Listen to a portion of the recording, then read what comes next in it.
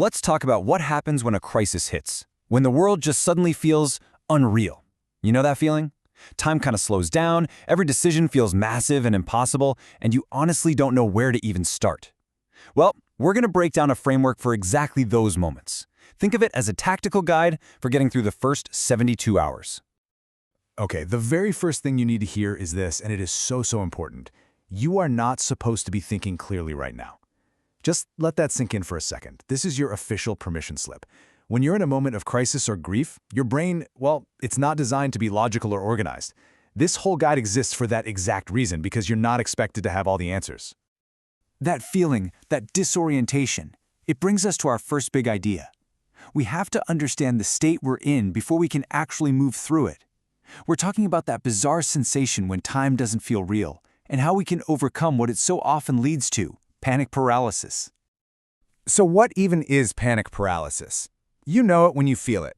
It's that sense of being completely frozen.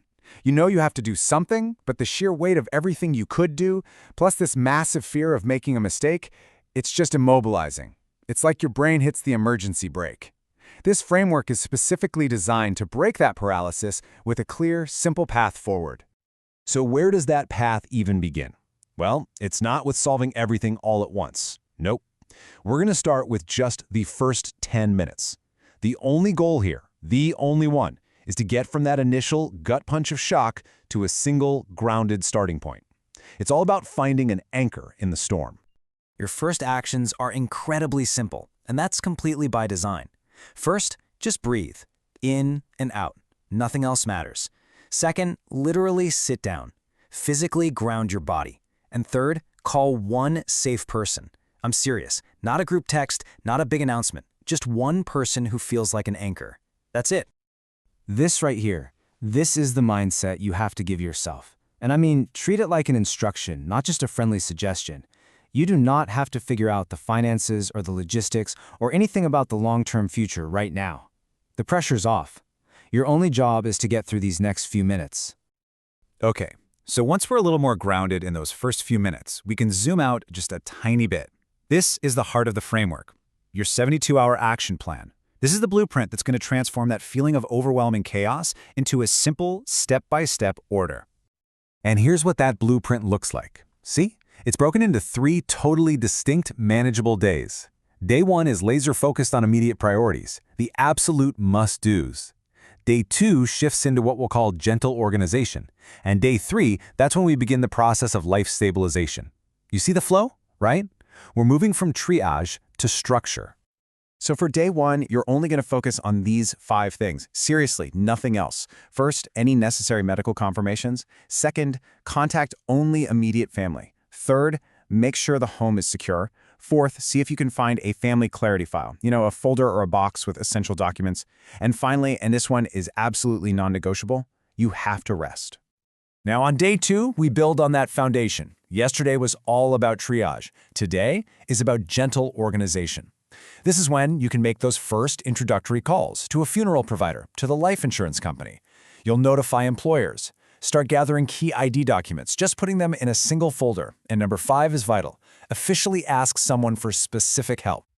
And on Day 3, the focus shifts again, this time towards stabilization. Now you can take a look at any automatic bills just to see what's coming. You can contact the bank to understand their process. This is also a good time to let close friends know what's happened. You can start the initial stages of service planning. And finally, you move from asking for help to actively accepting the offers that are probably already coming in. You know, a checklist of what to do is powerful, but a list of what not to do? That can be a real lifesaver. This is all about giving yourself permission to just pause, to protect your future self from any hasty decisions you might make under all this emotional distress. Here's kind of how that divide looks in practice. On one side, you've got the urgent, do-now tasks, right? Contacting family, gathering documents. But on the other side, this is your pause list. This means no big financial decisions, no rushing to sell property, no making major legal commitments. These things can and absolutely must wait. So, when you put this all together, what's the real takeaway? It's a fundamental shift in how we think about handling a crisis. It's not about having to be strong. It's about having a simple structure to lean on when you don't feel strong at all. It's all about structure over strength.